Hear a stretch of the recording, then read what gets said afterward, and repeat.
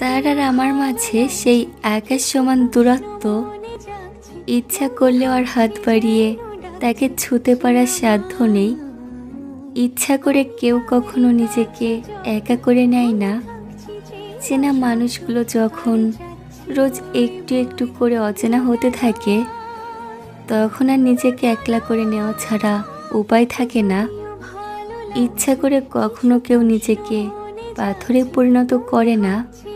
মানুষ তখনই নিজেকে পাথরে পরিণত করে নেয় যখন প্রিয় মানুষদের একের পর এক আঘাত আর সহ্য হয় না।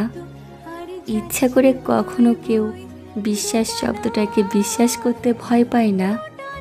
মানুষ তখনই বিশ্বাস শব্দটাকে বিশ্বাস করতে ভয় পায় যখন তার বিশ্বাসকে নিয়ে বারবার খেলার পরেও বিশ্বাসকেই তুরুপের তাস বানিয়ে নেয়।